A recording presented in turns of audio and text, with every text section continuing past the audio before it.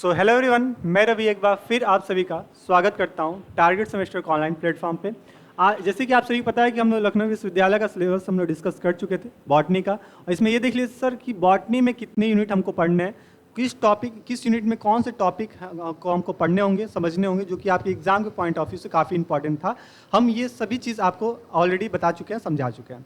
आज की क्लास में मेनली हम बात करेंगे सर यूनिट नंबर 1 का, ठीक है, जिसमें से हम जो सबसे पहला जो टॉपिक आएगा सिस्टमेटिक्स, ठीक है। बॉटनी में जो सिस्टमेटिक्स है उनके बारे में देखने की कोशिश करेंगे सर। इसकी क्लासिफिकेशन की बात करेंगे, इसकी प्रिंसिपल की बात करेंगे, साथ ही साथ हम ये देखेंगे सर अगर क्लासिफिकेशन कराया गया है, ठीक है, ऑर्गेनिज्म का, या फिर जो अलग अलग कैटेगरी बना के रखा गया है, क्या इसको कितने किंगडम में क्लासीफाई किया गया है। 2 किंगडम क्लासिफिकेशन किसने दिया था, 3 किंगडम क्लासिफिकेशन किसके थ्रू दिया गया है, 4 किंगडम, 5 किंगडम और इवन 6 किंगडम की क्लासिफिकेशन किसके थ्रू दिया गया है। ये सभी बातें हम यहाँ से देखेंगे, समझने की कोशिश करेंगे। तो आई होप मेरे क्लास में आप लोग सभी लोग पेन पेपर फोकस लेकर तैयार हो गए होंगे, जिससे पूरी कंसंट्रेशन आपकी क्लास पर रहेगी और जितनी पॉइंट आपके सामने नोट डाउन करेंगे, जितनी बातें आपको बताएंगे, वो सभी बातें अपनी कॉपी में आप नोट डाउन करते चलेंगे। ठीक है भाऊ, चलो हम लोग यहाँ से स्टार्ट करेंगे सर सिस्टमेटिक। और यहाँ से सबसे पहले कुछ हम बेसिक बातें को हम लोग डिस्कस करेंगे, फिर अपने मेन टॉपिक पे, मेन स्लाइड पर हम यहाँ पे इंटर कर जाएंगे। आपको बस इतना करना है, धैर्य से क्लास को देखते रहना है और जितनी बातें आपके सामने नोट डाउन की जाए वो सभी बातें अपनी कॉपी में इसको नोट डाउन करते हुए चलेंगे। ठीक है, सभी लोग इसको नोट डाउन करते हुए चलेंगे। ठीक है, तो ये बात आप यहाँ पे देखेंगे, समझेंगे। सबसे पहले अगर सिस्टमेटिक की बात करते हैं सर, सिस्टमेटिक होता क्या है, तो ये लैटिन भाषा निकालने सर ग्रीक भाषा का एक शब्द होता है सिस्टमेटिक्स, जिसका मतलब क्या होता है, जो 2 वर्ड से मिलकर बना होता है सर सिस्टमा, और दूसरा होता है मतलब इसका, हाँ, अगर ग्रीक वर्ड्स की बात करते हैं तो ये इसको हम सिस्टमेटिक की अगर बात करते हैं तो ये ग्रीक भाषा का लिया गया है शब्द है, जिसका मतलब क्या होता है सर, सिस्टमेटिक का अगर सिस्टमा की बात करते हैं इसका मतलब होता है टुगेदर। सिस्टमा का मतलब क्या होता है सर, टुगेदर, मतलब अलग अलग जितने भी जो भी कंपोनेंट थे उसको हम एक साथ मिला के स्टडी करने को आते हैं, या एक साथ मिला के उसको हम क्या करते हैं, उसको हम पॉइंट आउट कर रहे होते हैं, तो उसको हम सिस्टमा या फिर सिस्टमेटिक का नाम दे रहे होते हैं। ये चीज़ आपको यहाँ पे जानना है। तो सबसे पहली बात हम लोग ये देखें सर, सिस्टमेटिक का मतलब क्या होता है। तो सिस्टमेटिक जो वर्ड है ये ग्रीक भाषा का शब्द होता है, और जिसका मतलब क्या होता है सर, सिस्टमा, है ना, इसका मतलब क्या होता है सर, टुगेदर। यानी जो भी हमारे इन्वायरमेंट में अलग अलग कंपोनेंट है उसको हम एक साथ लगा के स्टडी करने को आते हैं, एक सिस्टम के फॉर्म में हम स्टडी करने आते हैं, उसी को सिस्टमेटिक का नाम दे रहे होते हैं। अब कुछ नहीं समझ में आ रहा है तो एक बात समझिएगा कि भैया आपके घर में, आपके कॉलेज में, आपके स्कूल में, किसी भी ऑफिस में सर कंप्यूटर रखा होता है। वो कौन वाला सर, लैपटॉप वाला नहीं, डेस्कटॉप वाला। अब जैसे डेस्कटॉप वाला जैसे कंप्यूटर है, अब अगर पास में नहीं है तो तुरंत इमेजिनेशन कीजिए अपने दिमाग में कि सर अगर मेरे सामने डेस्कटॉप रखा हुआ है तो उसमें आपको क्या क्या मेनली चीज़ देखने को मिलती है। सबसे पहले एक बड़ा सा स्क्रीन दिखता है, एक छोटा सा माउस दिखता है, कीबोर्ड दिखता है, स्पीकर दिखता है, यूपीएस दिखते हैं, है ना, प्रिंटर होता है, और साथ ही में आपका जॉयस्टिक्स जिससे गेम खेलते हो, ये तमाम सारे चीज़ एक साथ देखने को मिलता है। और क्या मिला के बोलते हो सर, कंप्यूटर। और इसी को और अच्छे से बोलने को होता है तो बोलते हो सर कंप्यूटर सिस्टम। क्या बोलते हैं इसको, कंप्यूटर सिस्टम। यानी कि वहाँ पे अलग अलग कंपोनेंट थे, अलग अलग एलिमेंट्स थे, अलग अलग बॉडी पार्ट्स थे, उसको हम एक साथ मिला देते हैं और वो उसी को हम बोल देते हैं सर क्या, सिस्टम। अब कुछ नहीं समझ में आया फिर समझिएगा, जो भी अलग अलग कंपोनेंट है उसको एक साथ मिला देते हैं, सिस्टम कह देते हैं।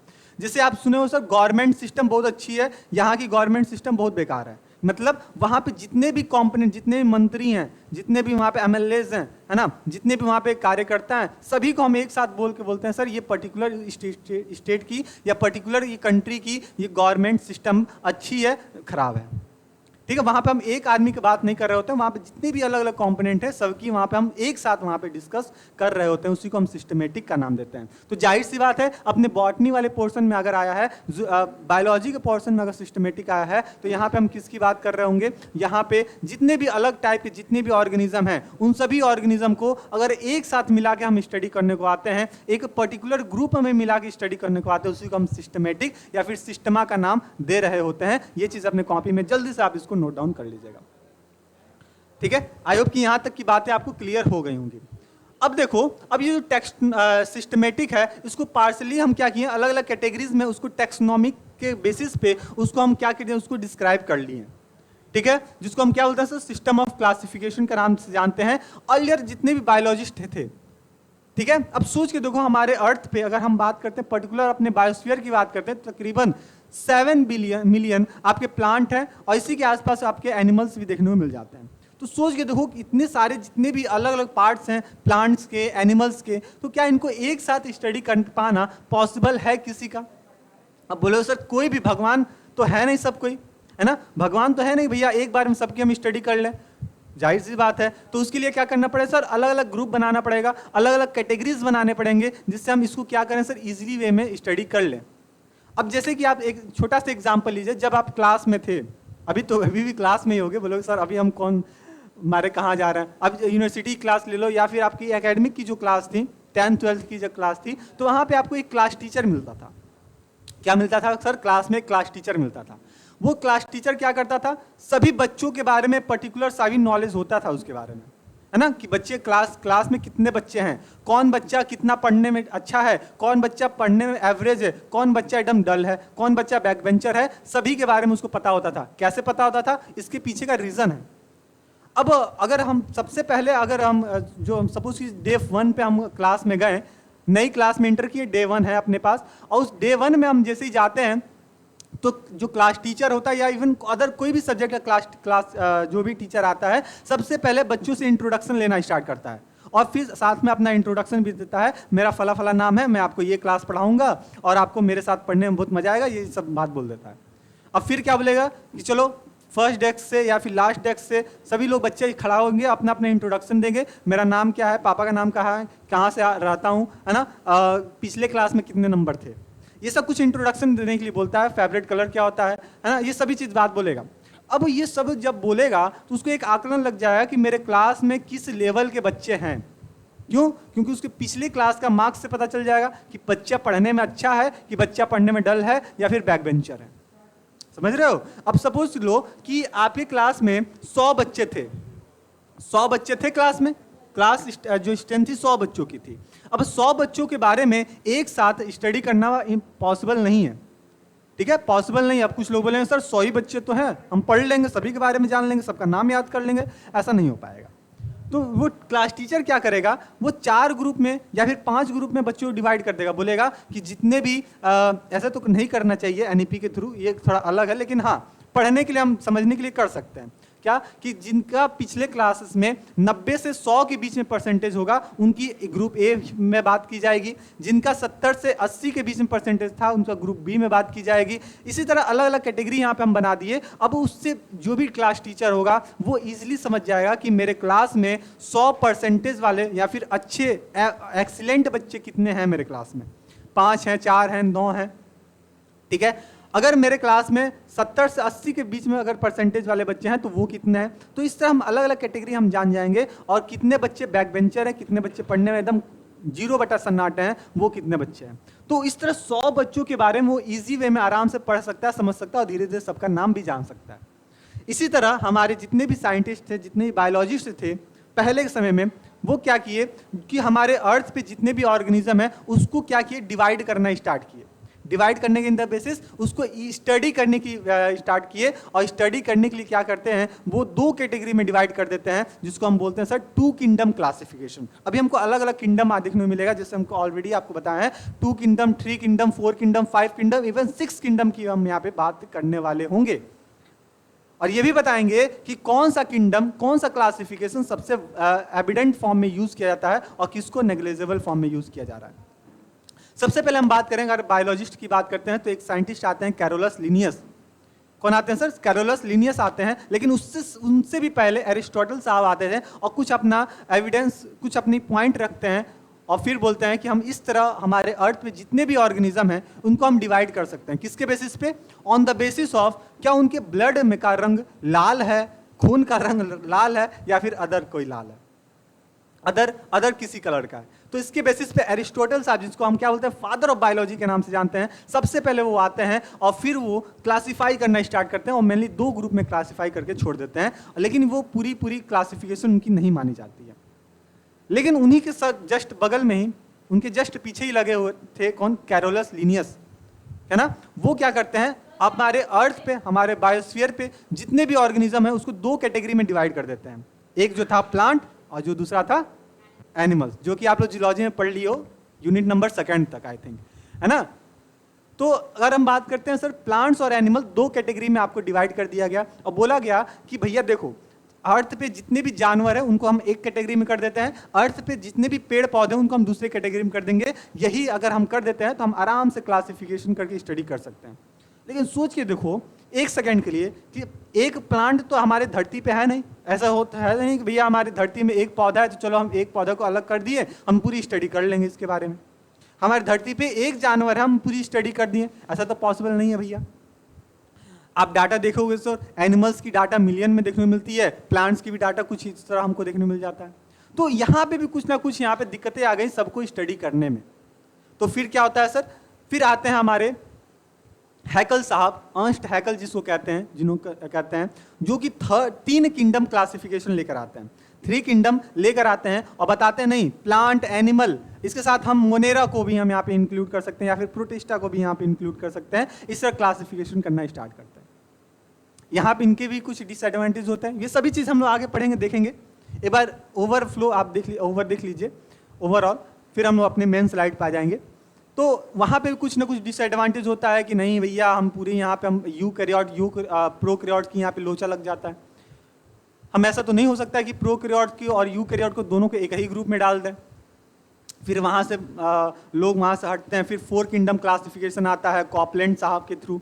फिर 5 किंगडम क्लासिफिकेशन आता है आर.एच. व्हिटेकर के थ्रू, जिसको 1969 में ये प्रपोज किया गया था आर.एच. व्हिटेकर साहब के थ्रू। और ये बताते नहीं, देखो हमारे अर्थ पे जितने भी ऑर्गेनिज्म है उनको हम 5 कैटेगरी में, 5 किंगडम में क्लासिफाई कर देंगे। कौन कौन सा? प्रोटिस्टा, है ना, Monera, protista, Monera, Plantae, animalia, fungi, ये अलग अलग कैटेगरी में हम क्या कर देंगे, इसको क्लासिफाई कर देंगे, जिसमें से प्रोकैरियोट का अलग कर देंगे, बाकी यूकैरियोट्स को अलग करेंगे। ठीक है, तो इसके बेसिस से 5 किंगडम क्लासिफिकेशन आता है। फिर 6 किंगडम क्लासिफिकेशन आता है कार्स-वूज के थ्रू, जिसमें से बैक्टीरिया का 3 डोमेन बना देते हैं वो, आर्की बैक्टीरिया, यू बैक्टीरिया और फिर आपका बाकी जितने भी यूकैरियोट्स हैं उसको 3 कैटेगरी में डिवाइड कर देते हैं और फिर क्लासिफिकेशन करने को आते हैं। लेकिन वहाँ पे मोस्टली एविडेंट फॉर्म में उसको हम यूज़ नहीं कर रहे होते हैं, हम मेनली यूज़ कर रहे होते हैं किसको, 5 किंगडम क्लासिफिकेशन को ही। ठीक है, तो आई होप यहाँ तक की कुछ बातें आपको समझ में आई होंगी। ठीक है, कुछ बातें आपको यहाँ तक समझ में आई होंगी और फिर यहाँ से हम यहाँ से देखना स्टार्ट करेंगे अपने मेन स्लाइड पे। सर यहाँ पे कौन कौन सी बातें इंपॉर्टेंट है, कौन कौन सी बातें यहाँ पे इंपॉर्टेंट है, वो चीज़ हम यहाँ से देखना स्टार्ट करेंगे। ठीक है, तो अगर कोई पूछे कि भैया बताओ 5 किंगडम क्लासिफिकेशन कौन दिया था, तो बताओगे आर.एच. व्हिटेकर साहब थे 1969 में, जिन्होंने बताया था Monera, protista, fungi, Plantae, animalia, ये 5 कैटेगरी बना के छोड़ दिए थे। ठीक है, तो इस तरह हम देखना स्टार्ट करेंगे। चलो एक एक पॉइंट हम देखते हैं सर, समझते हैं। सबसे पहले हम बात करते हैं सर लिनियस साहब है। देखो यहाँ पे दिया हुआ है, सब चीज़ मिलेगा यहाँ पे, सारी बातें आप जितनी बताएं सारी बातें यहाँ पे मिलेंगी। लेकिन अब जो हम अपने स्लाइड से पढ़ेंगे वो आपको कुछ और ज़्यादा समझ में आ रहा होगा, है कि नहीं? बोलो हाँ या ना, बोलो हाँ या ना। समझ में आएगा कि नहीं आएगा? सब आएगा सर। देखो लिनियस साहब थे, सबसे पहले वर्ड अप्लाई करते हैं किसका, सिस्टमेटिक। तो आपसे क्वेश्चन पूछा जाएगा कि जो सिस्टमेटिक वर्ड है किसके थ्रू प्रपोज किया गया था, किसके थ्रू सबसे पहले यूज किया गया था, तो आप बताओगे सर कैरोलस लिनियस। किसका नाम लोगे सर? Carolus Linnaeus. और यही कैरोलस लिनियस क्या बताते हैं सर, 2 किंगडम क्लासिफिकेशन का जिक्र कर रहे होते हैं, जिसमें ये बताया जाता है सर क्या, system of classification is the famous book for the Systema Natura. काफी इंपॉर्टेंट होता है, काफी इंपॉर्टेंट होता है। किसी भी टाइप का कोई भी एग्जाम देते हो, चाहे सेमेस्टर की एग्जाम दे रहे हो, है ना, 1 डे एग्जाम कोई दे रहे हो, या फिर हम बात कर लें सर किसी भी एसएससी, रेलवे, या फिर हम बात कर लें आपकी एमएससी एंट्रेंस की बात करो, वहाँ पे हर जगह ये क्वेश्चन पूछा जाता है और काफ़ी बेसिक क्वेश्चन है, काफ़ी फेमस क्वेश्चन है कि बताओ सिस्टमा नेचुरा किसके के थ्रू, इसके ऑथर कौन है, किसके थ्रू पब्लिश किया गया था। तो आप आंख बंद करके बताइए सर कौन, कैरोलस लिनियस साहब थे। और इसमें ये बताते हैं कि हमारे जितने भी अर्थ पे ऑर्गेनिज्म हैं उनको हम 2 कैटेगरी में क्या कर देंगे, उसको डिवाइड कर देंगे। और वो कौन कौन सा कैटेगरी होगा, एक प्लांट होगा और दूसरा एनिमल का होगा। ठीक है, अब यहां से एक और इंपॉर्टेंट बात होगी कि भैया ये बुक कब पब्लिश हुई थी, तो 1753 में। सोचिए देखो सर 16वीं 17वीं शताब्दी में, सेंचुरी में ये बात इन लोगों ने बता दिया था कि हमारे अर्थ पे 2 टाइप के ऑर्गेनिज्म पाए जाते हैं, इसके अलावा और कोई नहीं पाया जाता है, एक प्लांट होता है, दूसरा एनिमल होता है। लेकिन धीरे धीरे समय बीतता गया, लोग इस पे और डीपली स्टडी करते गए, तो बोले नहीं, प्लांट और एनिमल्स के अलावा भी यहाँ पे हमारे अर्थ पे हैं, जिसमें फंजाई की बात करेंगे, जिसमें बैक्टीरिया की बात करेंगे, जिसमें ईस्ट की बात करेंगे, है ना। तो उसको अलग अलग कैटेगरी में डिवाइड करते हुए आगे बढ़ते हैं। He did the remarkable work in the field of the taxonomy, and therefore they often the refer as the father of taxonomy. और इस तरह इनको क्या बोला जाता है सर, फादर ऑफ टैक्सोनॉमी का नाम दिया जाता है। तो ये भी काफ़ी इंपॉर्टेंट है। तो ये बेसिक बातें हम लोग आज की इंट्रो वाले क्लास में हम लोग देखेंगे, समझेंगे। इसके बाद की जितनी भी आपको क्लासेस मिलेंगी वो सभी आपको बैच में मिलने वाली होंगी। ये बात आप अभी क्या होगा प्रोसेस अभी हम आपको समझाएंगे, लेकिन कुछ बातें हम यहाँ पे देख लें सर, समझ लें।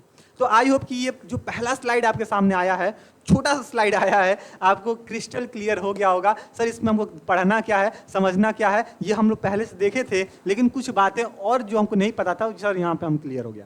पहली बात, जो सिस्टमा वर्ड है ये ग्रीक भाषा का शब्द होता है, जो कि कहाँ से लिया गया सर, ये लिया गया सर ग्रीक भाषा शब्द है। इसका मतलब होता है टुगेदर, जो भी बिखरा हुआ है उसको हम एक साथ मिला के स्टडी करने लगते हैं, उसको सिस्टमा का नाम दे देते हैं या फिर सिस्टमा का नाम दे देते हैं। एग्जाम्पल कई सारे आपको बता दिए। हमारे सबसे पहले आते हैं सर कैरोलस लिनियस, जो कि सिस्टमा वर्ड का, सिस्टमेटिक वर्ड का यूज करते हैं। और इनका ये मानना था कि हमारे अर्थ पे दो टाइप के ऑर्गेनिज्म पाए जाते हैं, एक प्लांट होता है, एक एनिमल्स होते हैं, इसके अलावा और कोई नहीं होता है। और ये बात कहाँ लिखे थे सर, सिस्टमा नेचुरा वाली जो बुक थी 1753 में जो पब्लिश हुई थी, उसी बुक में ये सारा बातें यहाँ पे लिखे हुए थे। कभी मौका मिले आपको, अगर यूनिवर्सिटी की जो लाइब्रेरी है, अगर वहाँ से अगर बुक इशू हो जाती है, या फिर आपके डिपार्टमेंट जूलॉजी बॉटनी डिपार्टमेंट या फिर जूलॉजी डिपार्टमेंट से अगर सिस्टमा नेचुरा वाली बुक इशू हो जाती है, तो कभी खाली समय में बैठना, उसको पढ़ना मज़ा आ जाएगा, है ना, मज़ा आ जाएगा सर। ये सब जितने भी साइंटिस्ट हैं लोग, इन लोग की किताब पढ़ने में मज़ा आ जाता है, ठीक है। ये डाउन टू अर्थ वाली सारी बातें यहाँ पे लिखे रहते हैं। अगर एक बार इसको पढ़ लोगे ना, तो फिर इससे बाहर निकलने का मन नहीं करेगा, बोले नहीं हमको बार बार इसी को पढ़ना। तो कभी भी अगर सा मौका मिलता है, कभी भी खाली समय बैठे हो, अगर बुक इशू हो जाती है सिस्टमा नेचुरा वाली, वैसे तो हर कॉलेज हर यूनिवर्सिटी में नहीं होता है, एक बार पता कर लीजिएगा, हो सकता है आपके डिपार्टमेंट आपकी यूनिवर्सिटी में हो, लखनऊ विश्वविद्यालय में, तो एक बार अगर हो तो इशू करके मेरे कहने पे एक बार इसको पढ़िएगा, और फिर पढ़ने के बाद हमको फीडबैक दीजिएगा कि सर मज़ा आया कि नहीं आया, है ना। इसी तरह इवोल्यूशन की जो बुकें होती हैं, इकोलॉजी की बुकें होती हैं, उसको पढ़िए, मज़ा आ जाएगा। चलो आगे बात करें। अब लोग बोलोगे सर हमको तो रील स्क्रॉल करने से फुर्सत मिलता ही नहीं है, तो हम बुक कहाँ से पढ़ेंगे, ये भी है, लेकिन उसमें समय निकालिए, उसको पढ़ने की कोशिश कीजिए। यहाँ पे है वर्ड C.G. सिम्पसन। सिम्पसन नाम के साइंटिस्ट थे, जो कि 1961 में कंसीडर करते हैं कि जो सिस्टमेटिक है, जिस साइंटिफिक स्टडी होता है, हमारे किसी भी अलग अलग काइंड के जितने भी डाइवर्सिटी ऑफ ऑर्गेनिज्म है, उनको एक साथ सोच के देखो, प्लांट है तो जाहिर सी बात है एनिमल से कोई ना कोई रिलेशनशिप होगा। अब वो वाला रिलेशनशिप ना समझना, अब यहाँ समझ सकते हो, जैसे लाइकेन है आपका, एल्गी फंजाई हो गया, है ना, लाइकेन है, एल्गी हो गया, वहाँ पे भी रिलेशनशिप है, दोनों आपस में शेयर करते हैं, खाना खाते पीते हैं, आराम से मौज कर रहे होते हैं। तो उसी तरह प्लांट है तो जाहिर सी बात है एनिमल पे डिपेंड, कुछ ना कुछ रिलेशन होगा। एनिमल्स है तो जाहिर सी बात है प्लांट पे डिपेंड होगा सर खाना खाने के लिए। प्लांट है तो वो भी डिपेंड है, अगर उसको ऑक्सीजन नहीं मिलेगा तब तक वो फोटोसिंथेसिस नहीं कर पाएगा, है कि नहीं। तो प्लांट और एनिमल दोनों आपस में कहीं ना कहीं उनके बीच में रिलेशनशिप बन रहा होता है। और ये बात किसने बताया था, तो ध्यान दीजिएगा, ये बात 1961 में सिम्पसन नाम के साइंटिस्ट जो थे, उन्होंने ये सारा जिक्र किया हुआ था। तो ये पॉइंट भी आपका काफी इंपॉर्टेंट होने वाला है। अच्छा, एक राज की बात बता दें आप लोग को, ये जो इंट्रो वाला जो क्लास है ना, इसमें कुछ हम लोग बेसिक बातें डिस्कस कर रहे होंगे, कुछ साइंटिस्ट लोग के नाम को डिस्कस कर रहे होंगे, उनके एविडेंसेस के बारे में बात कर रहे होंगे, उनकी वर्क के बारे में बात कर रहे होंगे। और ये काफ़ी इंपॉर्टेंट होता है, कहाँ के लिए, आपके सेमेस्टर एग्जाम में पूछे जाते हैं, आपके वाइवा वाले जब भी प्रैक्टिकल होता है वहाँ पर पूछे जाते हैं, या फिर कभी भी आपके MCQ वाले एग्जाम हो रहे होते हैं, वहाँ पर आपको ये देखने को मिल जाता है। तो मेक श्योर आप इसको आराम से पढ़िएगा, समझिएगा, ठीक है। अब देखो आगे, देखो क्या ये इंपॉर्टेंट नहीं है। The simple definition of the Ernst Ernst Mayr 1969 and Mayr and Aslak 1991, systematic is the science of the diversity of organism। फिर मेयर साहब, जो अर्नस्ट मेयर साहब हैं, इन्होंने क्या बताया था, अच्छा वहाँ पे आप लोग करेक्ट कीजिएगा, जो थर्ड किंगडम था वो मेयर थे, है ना, थर्ड किंगडम आपके मेयर था, अर्नस्ट हैकल और एक मेयर, 2 लोग होते हैं, मैं भी कंफर्म कर लूँ एक बार, इसमें लोग काफ़ी कंफ्यूज होते हैं। हाँ सही तो बताए थे, अंश ठेकल ही थे आपके थर्ड किंगडम क्लासिफिकेशन, ऐसा हमको लगा कि कुछ और, चलो कोई नहीं। अर्नस्ट मेयर की बात करते हैं 1969 में, और आपके एसेलॉग की बात करते हैं 1991 में। इन्होंने ये बताया, एक टर्म, एक डिफिनीशन निकाल कर रखा कि जो सिस्टमेटिक है ये क्या है सर, हमारे एक साइंस का एक ब्रांच होता है, साइंस का एक हिस्सा होता है, जहाँ पे हमारे अर्थ पे जितने भी ऑर्गेनिज्म है, जितनी भी डाइवर्सिटी है, उन सभी के बारे में हम स्टडी कर रहे होते हैं, उन सभी के बारे में एक साथ हम इसको इंक्लूड कर रहे होते हैं, उसी को सिस्टमेटिक का नाम दे देते हैं। ठीक है, फिर अलग साइंटिस्ट भी आते हैं, जैसे क्रिसोफेंस आते हैं, जो क्या बताते हैं सर, थ्योरी बताते हैं, प्रिंसिपल बताते हैं, प्रैक्टिस आइडेंटिफाई बताते हैं, अलग अलग कंडीशन आपको यहाँ पे देखने को समझने को मिल जाता है। आगे बात करते हैं sir, systematic include the both the taxonomic and evolution. काफी इंपॉर्टेंट ये पॉइंट है, एमसीक्यू में पूछे जाते हैं कि क्या ये सिस्टमेटिक जो है, क्या ये इसमें टेक्सोनॉमी में सिस्टमेटिक आता है? आप बताओगे हाँ सर, टेक्सोनॉमी में सिस्टमेटिक आता है। अभी हम टेक्सोनॉमी की बात करेंगे sir, kingdom, class, phylum, class, order, family, genus, species, ये सब टेक्सोनॉमी है। तो क्या ये सिस्टमेटिक फॉर्म में है? हाँ भैया सिस्टमेटिक फॉर्म में है। क्यों? एक हम सीक्वेंस में इसको अरेंज कर रहे हैं कि सर इसका किंगडम क्या रहा होगा, सर इसका फाइलम क्या रहा होगा, सर इसका डिवीजन क्या रहा होगा। फाइलम पता है, अगर एनिमल्स की बात कर रहे हैं तो फाइलम का यूज कर रहे होते हैं, प्लांट की बात कर रहे होते हैं तो डिवीजन का यूज कर रहे होते हैं। सर इसका क्लास क्या रहा होगा, इसका फैमिली क्या रहा होगा, इसका जीनस क्या है, इसका स्पीसीज क्या है। एक सिस्टम में हम इसको इंक्लूड कर दिए, एक सीक्वेंस में लगा दिए, टेक्सोनॉमी का तो हिस्सा है सिस्टमेटिक। वैसे ही इवोल्यूशन की बात करते हैं, विकास की बात करते हैं, तो ये भी कहीं ना कहीं आपका सिस्टमेटिक का ही हिस्सा है। अब कैसे? अब बोलो सर कैसे हम मान लें, तो समझ जाओ।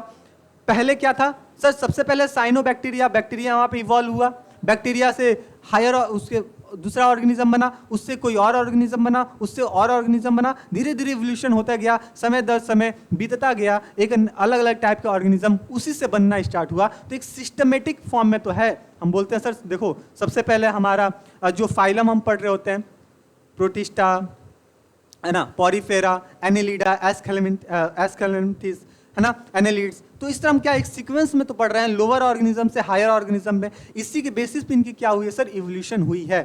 तो जाहिर सी बात है ये कहीं ना कहीं सिस्टमेटिक का ही हिस्सा है। किसका हिस्सा है बाबू? सिस्टमेटिक का हिस्सा है। तो आपसे कभी भी पूछा जाए क्या टेक्सोनॉमी सिस्टमेटिक का हिस्सा है, तो आप तुरंत बताइए हाँ टेक्सोनॉमी सिस्टमेटिक का हिस्सा है, इवोल्यूशन भी टेक्सोनॉमी का सिस्टमेटिक का हिस्सा है। अच्छा, अब टेक्सोनॉमी कुछ बात करते हैं, तो ये क्या होता है सर, क्लासिफिकेशन। इसमें क्या इंक्लूड होता है सर, क्लासिफिकेशन और नॉमेनक्लेचर। सर आप बोलो सर क्लासिफिकेशन तो अभी आप समझा दिए कि अलग अलग टाइप के जो भी एनिमल्स हैं उनको एक अलग अलग ग्रुप बना दें, उनके कैरेक्टर के बेसिस पे, उनकी मॉर्फोलॉजी के बेसिस पे, उनकी एनाटॉमी के बेसिस पे, है ना, उसको अलग अलग ग्रुप में हम बना देते हैं, यानी क्लासिफिकेशन कर देते हैं। सर ये नॉमेनक्लेचर कहाँ से आ गया? नामकरण। अब बच्चा पैदा होता है तो जाहिर सी बात है उसका जैसे ही जो बोलते हैं ना 5 दिन के बाद उसका नामकरण किया जाता है कि बच्चे को हम इस नाम से बुलाएंगे या बच्ची को इस नाम से बुलाएंगे, उसका नाम फिक्स कर दिया गया। अब इसका इफ बट कुछ नहीं, इसका नाम ये हो गया, ठीक है। उसी तरह सपोज करो हमारे अर्थ पे अलग अलग टाइप के क्लासिफिकेशन तो कर दिया, भैया ये प्लांट है, एनिमल है, ये प्लांट में एल्गी है, ब्रायो है ना, टेइडो है, जिम्नो है, एंजियो है, अलग अलग कैटेगरी तो बना दिए। लेकिन अब बात कहाँ आई फंसेगी, भैया इसका नाम अलग अलग इसका नाम क्या होगा। अब ऐसा थोड़ी ना कि एक ही नाम से हम सबको बोलने लगे, एल्गी को भी वही नाम से बोलना है, ब्रायोफाइटा के मेंबर को भी वही नाम से बोलना है, टेइडोफाइटा के मेंबर्स को भी उसी के नाम से बोलना है, जिम्नो को भी, एंजियो के भी उसी नाम से बोलना है। नहीं, ऐसा नहीं होता है। एल्गी के होते हैं, जो डिवीजन एल्गी है उसमें अलग अलग मेंबर्स हमको देखने को मिलेंगे, जैसे वॉल्वॉक्स को हम बोलते हैं, क्लेमाइडोमोनास बोलते हैं, साइनोबैक्टीरिया भी इसी में यूज कर लेते हैं। तो अलग अलग मेंबर्स का अलग अलग हम नाम देकर रखे हुए हैं, है ना, हम अलग अलग नाम वहाँ पे देकर रखे हुए हैं। लाइकोपोडियम हो गया, फिर आपका अभी हम सब देखेंगे समझेंगे, ठीक है। तो अलग अलग हम नाम यहाँ पे दे रहे हैं, समझ रहे हैं। उसी तरह ब्रायोफाइटा की बात करते हैं तो अलग अलग मेंबर्स का अलग अलग नाम होता है। आपके परिवार में 7 लोग हैं तो सातों लोग का अलग अलग नाम होगा। अब 7 लोग का तो एक नाम होगा नहीं, या फिर आपके भाई बहन का तो एक नाम होगा नहीं। जाहिर सी बात है डिफरेंस करने के लिए हम इसका नाम विकास रख दिए तो इसका नाम संध्या रख देंगे, है कि नहीं? बात समझ में आ रहा है? तो नामकरण भी हम यहाँ पे कर रहे होते हैं। Have you on the systematic the concept. जिससे हम कॉन्सेप्ट को इजी वे में समझ सके, जान सके। It includes the much broader aspect of the include not only the morphology had the anatomy but also the genetic, molecular biology, behavior aspects and the evolutionary biology। अब ध्यान देना कि जब भी हम क्लासिफिकेशन करने को आते हैं, हम नहीं, हम जो साइंटिस्ट जो थे लोग, हमारे लोग के जो चाचा ताऊ जो थे लोग, क्लासिफिकेशन करके गए हैं लोग, वो किसके बेसिस पे क्लासिफाई कर रहे थे?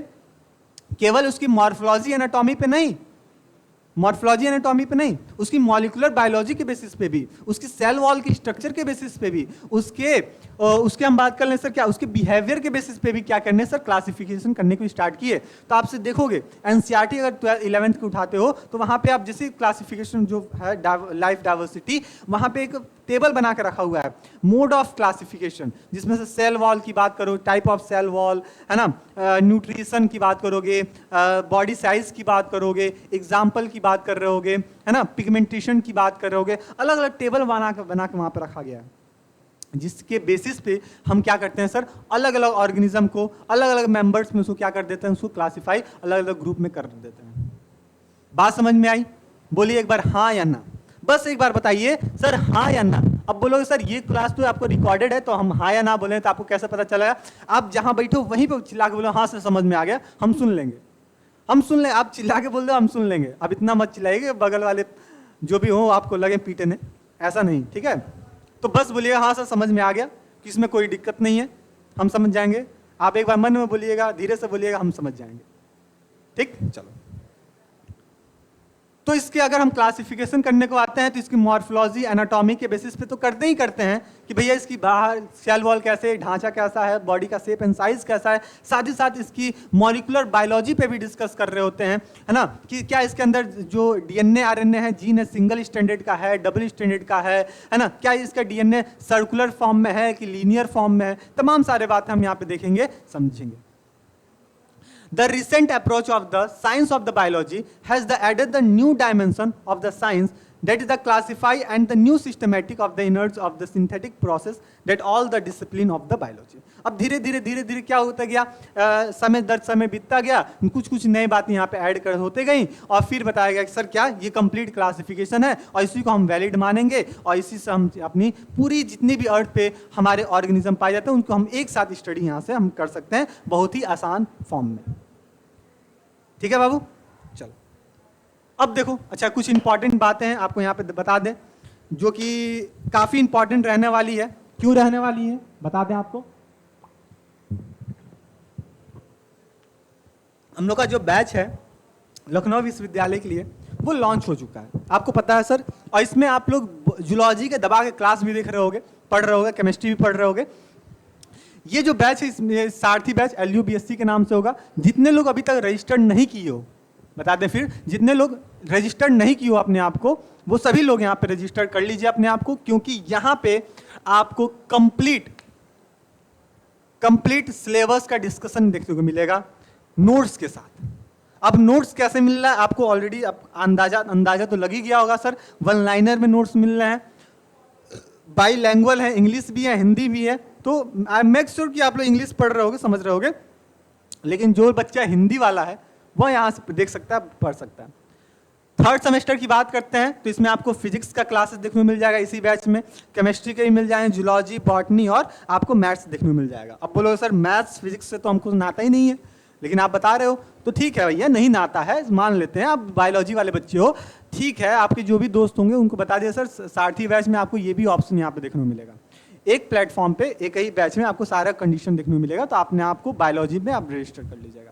सर इसमें क्या क्या फैसिलिटी मिलेगा, तो थ्योरी क्वेश्चंस मिलेंगे, क्लासेस मिलेंगे, नोट्स मिलेंगे, PDF मिलेंगे, और साथ ही साथ काफी इंपॉर्टेंट और हर बच्चे को डाउट रहता है सर इस क्लास का PDF हमको कहाँ मिलेगा, कैसे मिलेगा। तो ये क्लास का PDF आपको इसी बैच में मिलने वाला है, तो मेक श्योर जल्दी से रजिस्टर कर लीजिए अपने आप को, और यहाँ से आपको सभी के सभी PDF जो भी नोट्स हैं, MCQ हैं, थ्योरी क्वेश्चंस हैं, वो सारा आपको यहाँ पे समय पे आपको मिलता रहे। ठीक है, इंपॉर्टेंट MCQ हो गया, शॉर्ट नोट्स हो गया, साथ ही साथ पर्सनल मेंटरशिप, यानी किसी भी डाउट टॉपिक पे, किसी भी सब्जेक्ट में कोई भी डाउट होता है तो अपने मेंटर से यहाँ से पूछ सकते हो, समझ सकते हो, चाहे केमिस्ट्री वाली मैम से बात कर लें, हमसे बॉटनी की बात कर लें, सर जूलॉजी की बात कर लें, है ना, अब मैथ्स वाले, फिजिक्स वाले, उनकी तो बात ही अलग है। तो यहाँ से अपने आप से कोई भी डाउट हो किसी भी टॉपिक पे तो आराम से पूछ सकते हो, समझ सकते हो कि सर हमको ये टॉपिक नहीं समझ में आया, ये यहाँ पे ये डाउट है, आप अपने मेंटर से कनेक्ट होकर आराम से पूछ लो। ठीक है, तो ये आपका बैच है सर, यहाँ पे बैच रहने वाला है सर 599 बैच का प्राइस होगा। अब इसी में गुरुकुल 10 यूज कर लीजिएगा, आप पर 10% का डिस्काउंट हो जाएगा। ठीक, आगे हम लोग बात करना स्टार्ट करेंगे। और ध्यान दीजिएगा सर, ये जो 599 का जो डिस्काउंट है वो लिमिटेड ऑफर ही है, तो मेक श्योर आप जल्दी से समय रहते हुए ज़्यादा पैसा ना खर्च करें और वही माल मसाला मिले, तो समय से पहले अपने आप को रजिस्टर कर लीजिए। 539 का बैच पड़ेगा, आराम से ले लीजिए, पढ़ाई करना स्टार्ट कीजिए।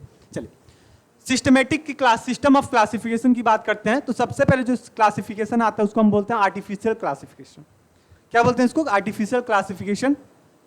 और इस आर्टिफिशियल क्लासिफिकेशन में अलग अलग बेसिस पे बात की गई थी, जैसे कि आपको ऑलरेडी एक बताए थे एग्जांपल कि ब्लड के बेसिस पे बात किया गया, फिर बात किया गया क्या एनिमल उड़ रहा है कि जमीन पे रह रहता है ना, तो इसके बेसिस पे भी क्लासिफाई करना स्टार्ट किया गया अरिस्टोटल साहब के थ्रू।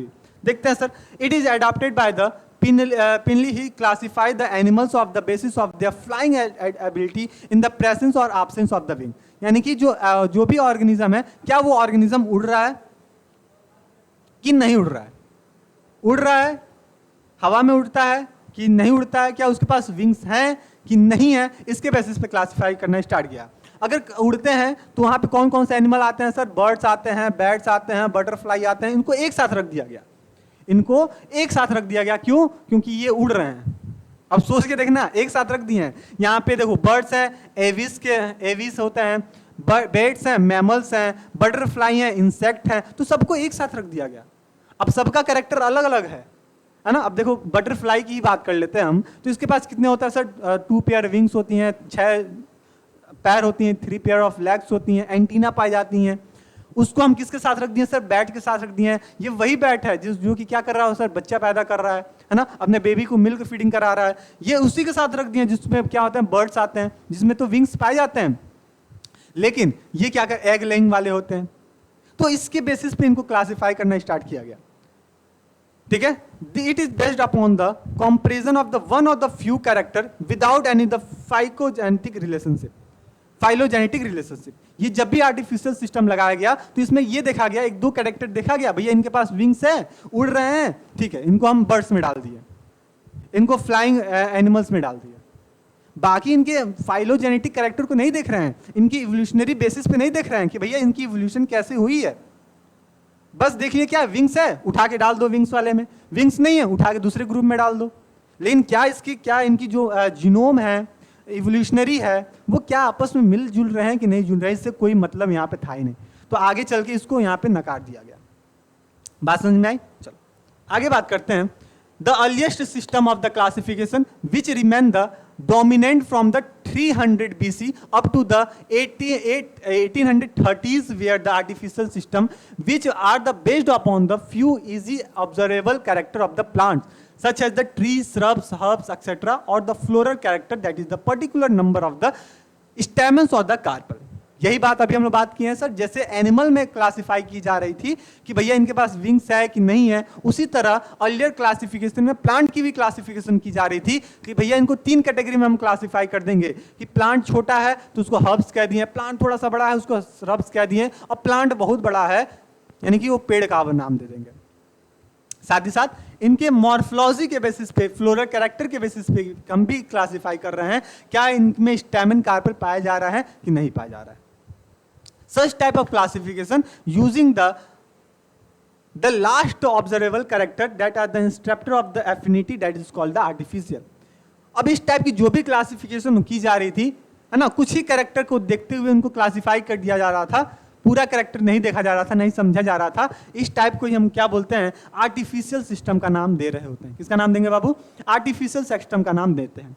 लेकिन आगे चल के लीनियस साहब आते हैं और ये फिर थोड़ा सा दिमाग लगाते हैं, बोलते हैं क्या नहीं, अब हम क्लासिफिकेशन कैसे करेंगे? सेक्सुअल के बेसिस पे करेंगे। क्या ये ए सेक्सुअल है कि सेक्सुअली रिप्रोड्यूस कर रहे होते हैं? क्या यहाँ पे सिंगल पेरेंट्स की इन्वॉल्वमेंट होती है कि डबल पेरेंट्स की इन्वॉल्वमेंट होती है? अब इसके बेसिस पे हम क्लासिफाई करना स्टार्ट करेंगे। That has the good example of the artificial classification which use only one of the attributes, that is the number of stamen from the group plants, that is the 24 classes and result of the various unrelated taxa. है ना। अब इसके basis पे different different classes में classify करना start किया गया। अब बात आती है सर क्या नेचुरल सिस्टम ऑफ क्लासिफिकेशन, काफी इंपॉर्टेंट है, यहां से क्वेश्चन पूछा जाता है। तो नेचुरल सिस्टम ऑफ क्लासिफिकेशन की बात करते हैं तो बेंथम और हुकर साहब, कौन कौन है, बेंथम और हुकर साहब हैं, इंपॉर्टेंट है। डायरेक्ट ये एमसीक्यू में क्वेश्चन पूछा जाता है कि बताओ नेचुरल सिस्टम ऑफ क्लासिफिकेशन किसके थ्रू दिया गया था, तो बेंथम एंड हुकर के थ्रू दिया गया था। That propose the system of classification, क्या बताते हैं ये क्लासिफिकेशन है ना, क्या बताते हैं सर, सिस्टम ऑफ क्लासिफिकेशन को क्या कर रहे होते हैं सर, प्रपोज कर रहे होते हैं नेचुरल सिस्टम को। It is based upon the natural similarities and the resemble among the groups of the organism। ये किसके बेसिस पे था, तो ये सिमिलरिटीज के बेसिस पे कौन कौन से कैरेक्टर सेम मिल रहे हैं, है ना, कौन कौन से कैरेक्टर सेम मिल रहे हैं। जैसे सपोज करो बटरफ्लाई है, बटरफ्लाई है तो उसका कैरेक्टर क्या भैया, इनके पास विंग्स पाए जा रहे हैं, ठीक है, साथ ही साथ 3 पेयर्स ऑफ द लेग्स भी हैं, तो इनको हम क्या कहिए एक ग्रुप में डाल दिए। साथ ही साथ ग्रास हॉपर है, उनकी भी कैरेक्टर मिल रही हैं, 3 पेयर लेग्स वहां पे भी है, एंटीना उनके पास भी है ना, विंग्स उनके पास भी हैं, तो उठा के उनको एक साथ ग्रुप में डाल दो, इंसेक्ट का ग्रुप कर दो, है ना। अब देखो जो जानवर बच्चा पैदा कर रहे हैं, है ना, जो जानवर अपने बेबी को मिल्क फीडिंग करा रहे हैं, उनको अलग कैटेगरी में डाल दो। तो इसके बेसिस पे क्या किया गया, सिमिलर कैरेक्टर को निकाला गया, देखने की कोशिश किया गया, और सिमिलर कैरेक्टर के बेसिस पे क्या किया गया, अलग अलग क्लासेस में क्लासिफाई करना स्टार्ट किया गया। इसी को बोलते हैं sir natural system, natural system of classification. कौन दिया था, बेंथम और हुकर साहब दिए थे। Organism show the close resemble because they are the descendant from the common ancestor. अब ये बताया गया कि भैया इनमें जो भी कॉमन कैरेक्टर देखने को मिल रहा है, इसका मतलब ये होगा भैया कि इनकी जो इवोल्यूशनरी हुई होगी एक पर्टिकुलर एंसिस्टर से ही हुई होगी। जैसे सपोज करो अगर एंसिस्टर ए है तो इसी एंसिस्टर से अलग अलग ऑर्गेनिज्म यहाँ से ऑब्टेन हुए होंगे, जिसका मतलब ये है कि इनके पास जो कैरेक्टर देखने को मिल रहा है वही कैरेक्टर इनके पास भी है, वही जो कैरेक्टर यहाँ पे है वही कैरेक्टर यहाँ पे भी है, जो कैरेक्टर यहाँ पे है वही कैरेक्टर इसके पास भी है, ठीक है। अब इसके बेसिस पे क्लासिफाई करना स्टार्ट किया गया। This system of classification are based upon the overall resemble most of the gross morphology utilizing of the many taxonomic character that are the possible. जहां तक पॉसिबल हुआ बेंथर और हुकर साहब के, ये भी तो थे इंसान ही, मशीन तो है नहीं, भगवान तो है नहीं कि भैया सबको उठा के क्लासिफाई करना स्टार्ट कर देंगे, नहीं। जहां तक इनकी हो पाया इनसे, वहां तक इनका क्या किया, क्लासिफिकेशन करना इन्होंने स्टार्ट किया, और वहां तक इनको क्लासिफिकेशन करके छोड़ दिया। चार्ल्स डार्विन, अब देखो डार्विन साहब क्यों पीछे रहे, जब बेंथम और हुकर साहब आ गए हैं, लिनियस साहब आ चुके हैं, अरिस्टोटल साहब आ गए हैं, तो डार्विन साहब क्यों पीछे रहे, तो डार्विन क्या चाहते हैं, चार्ल्स डार्विन, और प्रपोज करते हैं सर क्या, थ्योरी ऑफ इवोल्यूशन। क्या बताते हैं सर, थ्योरी ऑफ इवोल्यूशन बताते हैं 1869 में। कब बताएंगे सर, 1869 में थ्योरी ऑफ क्लासिफिकेशन इवोल्यूशन बताते हैं चार्ल्स डार्विन साहब। और ये बताते हैं सर क्या, कि जो प्रेजेंट आज के दिन में जितने भी प्लांट हैं, है ना, वो एग्जिस्ट कर रहे होते हैं एंशिएंट पास्ट टाइम में भी। अब देखना इवोल्यूशनरी की बेसिस बता रहे हैं कि भैया आज नीम का प्लांट पाया जा रहा है, तो जाहिर सी बात है 100 साल पहले भी नीम का प्लांट हमको देखने को मिल रहा था, उनके बीच में कोई ना कोई रिवोल्यूशन होगा। अब जाहिर सी वो बात अलग है कि भैया उस समय हो सकता है कि प्लांट छोटा होता होगा, हो सकता है प्लांट बड़ा होता होगा, लेकिन प्लांट तो आज पाया जा रहा है ना। चलो, throughout the series of the modification in response to changing the environmental condition. अब वो इन्वायरमेंटल कंडीशन चेंज हुआ होगा, हो सकता है उसकी मॉर्फोलॉजी कुछ बदल गई होंगी, है ना, पत्तियां हो सकता है पहले बड़े बड़े होते होंगे, अब पत्तियां नीम की छोटी छोटी हो, है ना, प्लांट की जो साइज है वो भी बड़ा छोटा हो सकता है, वो डिपेंड करेगा कि भैया इवोल्यूशनरी इन्वायरमेंटल कंडीशन कैसा है, ठीक है। तो अब इवोल्यूशन के बेसिस पे क्लासिफिकेशन करने की कोशिश करते हैं कौन, डार्विन साहब। ठीक है, which means that all the present day plants are the related to each other with the one of the another। जिस तरह मतलब आज का प्लांट है उसी तरह पहले भी ये रहे होंगे, हो सकता है 19-20 का फर्क यहाँ पे देखने को मिल जाता होगा। Thus the closely related plant should the naturally be grouped together। अब जितने कॉमन कैरेक्टर वाले प्लांट हमको देखने को मिल रहा था, उसको एक साथ हम क्या करने लगे, एक साथ ग्रुपिंग करना स्टार्ट करने लग गए, एक साथ ग्रुपिंग करना स्टार्ट किया गया। ये चीज आप यहाँ पे ध्यान रखिएगा। इसी को हम क्या बोलते हैं, इसी को क्या बोलते हैं सर, नेचुरल सिस्टम या फिर नेचुरल सिस्टम ऑफ क्लासिफिकेशन का नाम देते हैं। दस the large number of the character share the different taxa.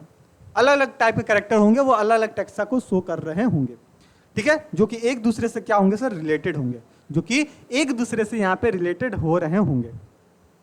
अब इसी को आगे चल के बोला गया मॉडर्न क्लासिफिकेशन, का भी नाम यहाँ से दिया, इसमें कुछ चेंजेस हुए और बोल दिया गया कि सर यह क्या है, मॉडर्न क्लासिफिकेशन।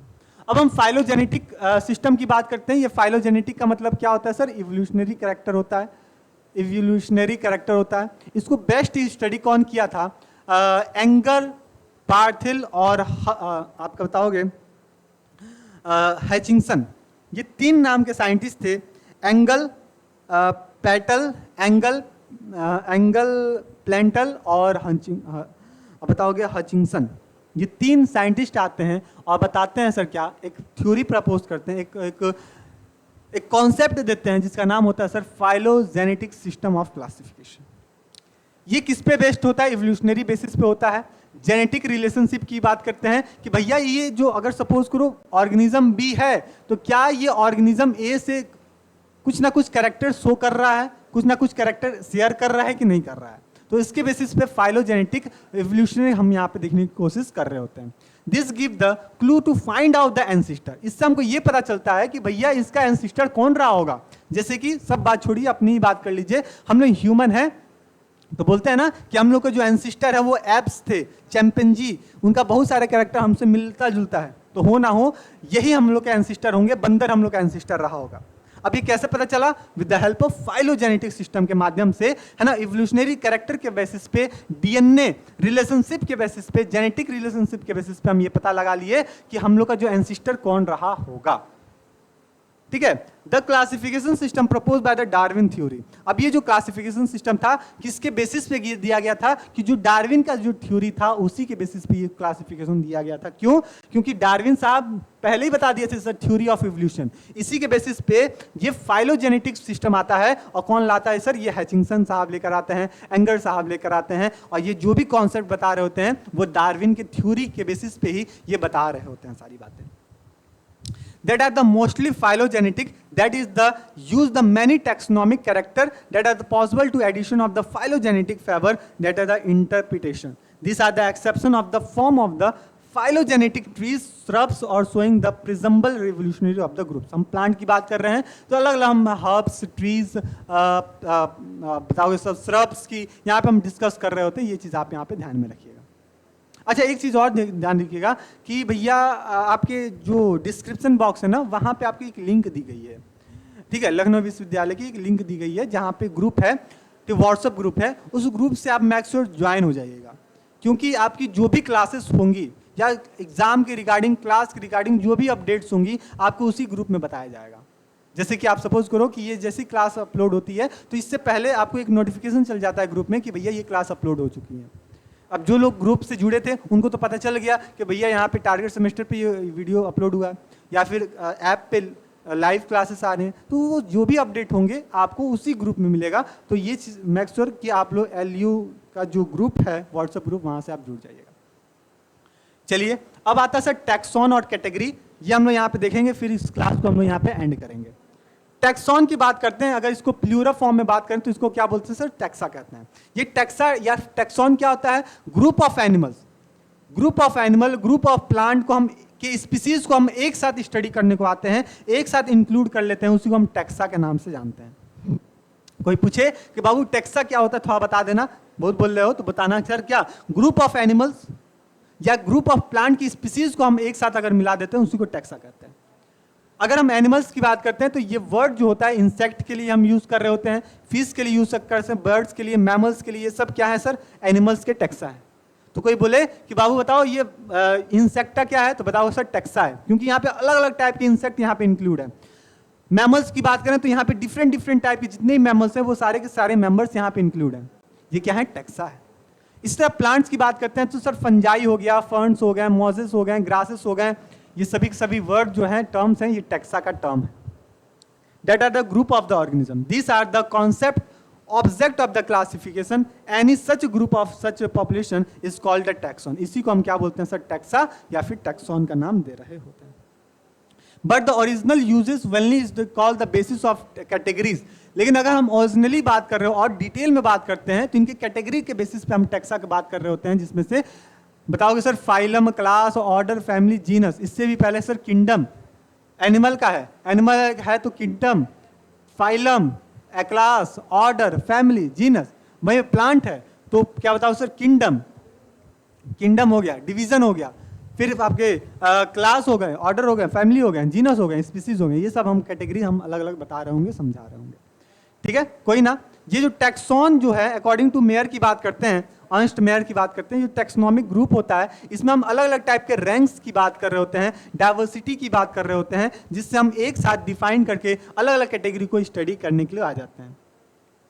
अगर हम सिम्पसन की बात करते हैं, सिम्पसन की बात करते हैं तो टैक्सॉन जो वर्ड ग्रुप होता है, ये रियल ऑर्गेनिज्म का ग्रुप होता है, जिसमें फॉर्मल किसी भी लेवल का हायरार्की की बात कर रहे होते हैं। इसके आगे हम लोग और डिटेल में हम लोग कैटेगरी से देखेंगे, समझेंगे श्रेणी क्या होता है, सिस्टमेटिक। अच्छा, कैटेगरी हम लोग देख ही लेते हैं, यहाँ से हम लोग नेक्स्ट क्लास में डिस्कस करेंगे। कैटेगरी क्या होता है, group of animals are called taxa. ये तो हमको पता है भैया, ग्रुप ऑफ एनिमल को ही क्या बोलते हैं सर, टैक्सा कहते हैं, या फिर ग्रुप ऑफ प्लांट को क्या बोलते हैं सर, टैक्सा कहते हैं। अब जितने भी टैक्सॉन हैं उनको एक लेवल पे हम उसको रख देते हैं, उसको हायरार्की का नाम दे देते हैं। कुछ लेवल पे हम रख देते हैं, उसको हायरार्की के नाम दे देते हैं। इसी में से कैटेगरी आता है। कैटेगरी डिसइंटीग्रेट द रैंक और level of the hierarchy classification.